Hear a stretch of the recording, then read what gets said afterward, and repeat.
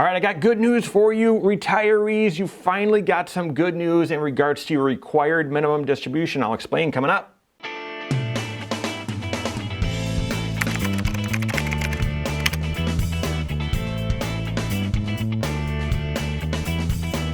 My name is Mike Bernard. I'm the host of the Wise Money Show. I'm also one of the certified financial planners right here at Korhorn Financial Group.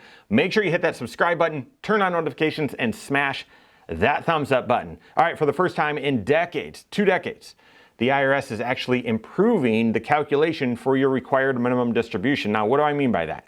Your required minimum distribution, for those of you that don't know, and I'm assuming you do, but as you're saving up into pre-tax retirement accounts, so not Roth or Roth 401k, those are after tax, okay? They're still tax shelters, but they're after tax, so there's no required minimum distribution on those. But your pre-tax ones, your 401k, whether you're contributing pre-tax or your employer match, it's always pre-tax, okay? A SEP IRA, simple IRA, something like that, or just a traditional IRA that you've contributed to, those accounts and a few others, by the time you reach a certain age, the IRS has said, because you put in pre-tax dollars and because all the activity and the growth and everything of that account while the money's in there, it's all tax sheltered, the IRS says, you've delayed taxes long enough, time to pay up. We're going to force you.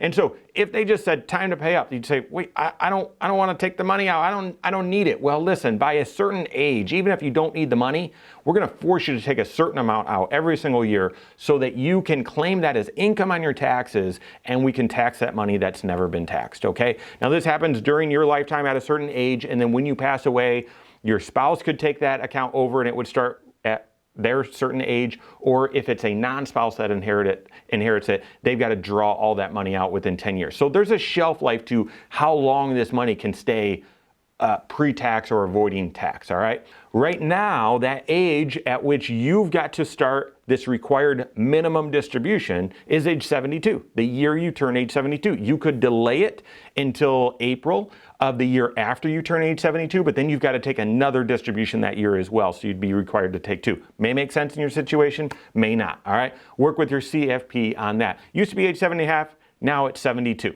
So what actually happens? Like, how do you determine, how do you calculate your required minimum distribution? Let me point out, it's the required minimum distribution. You could take out more than that. This is not a required maximum distribution. This is the IRS just saying at this age and beyond, listen, you got to be taking out at least this much. If you want to take out more, fantastic, great, but you got to take out at least this much. Well, what's this much?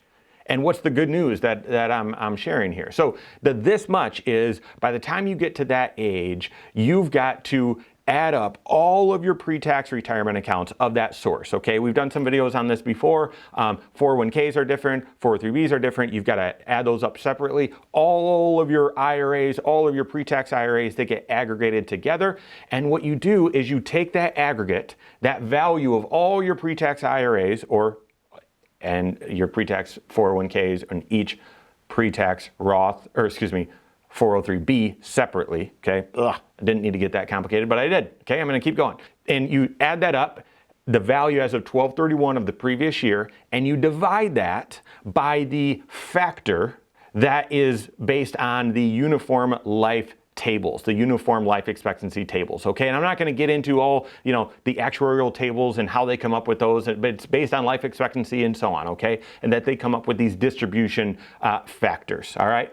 For the first time in 20 years, like I said, we all know that people are living longer and so on. That's fantastic. The IRS has updated this uniform distribution table, this uniform lifetime table, and it's going to impact and improve, lower the required amount that you've got to be taking out of your IRAs or pre-tax accounts each year.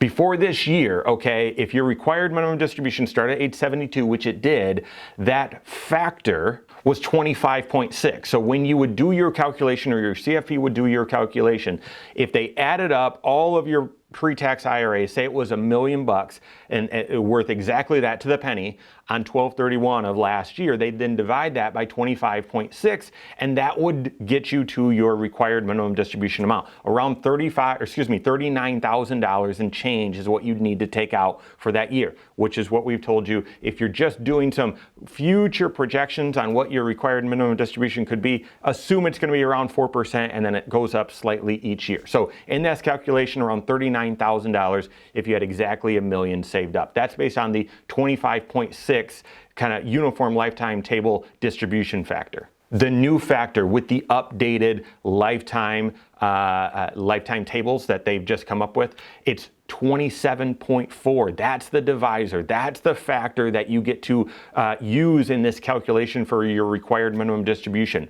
When you do that, it's going to produce a lower required amount that you need to take out. Fantastic, fantastic. In the same scenario, say you had $1 million to the penny saved up as of 12/31 of last year, and you're age 72, dividing that amount by 27.4. Now you've got just a little bit over $36,000 that you need to take out, $36,400 and change, okay? That's a couple thousand a year less that you are forced to withdraw that you can leave into your IRA, your pre-tax account, and have it continue to grow compounded. That's less money you'll have to draw out and pay tax on, and that means more money will stay in your IRA and grow, hopefully, compounding over time.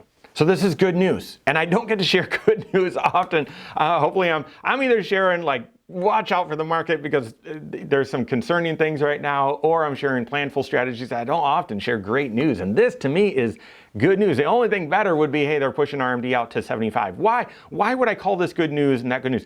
Because I want you to have flexibility. Because for you could take out more. Oh, I actually needed to take out 39,000 in the old calculation, and that's what I needed for cash flow. Great.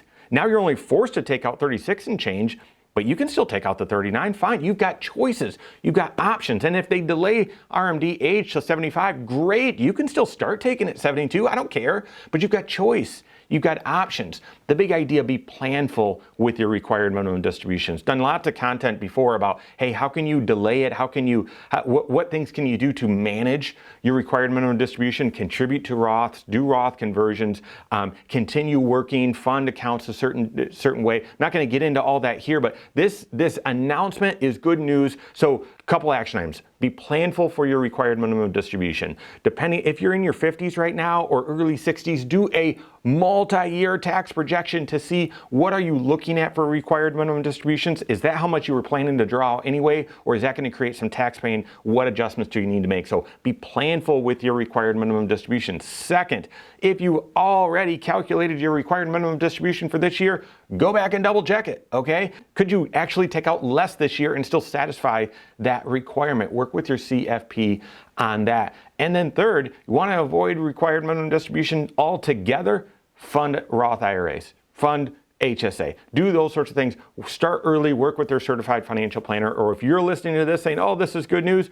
and you want to help your kids and grandkids and all of that plan for their RMDs, have them work with the CFP, look at funding Roth IRAs, Roth 401ks, HSAs, those sorts of things. So need to do some planning on this, do some RMD planning, some multi-year tax planning, work with your CFP. If you don't have one on your team, you can contact one on my team, find us online.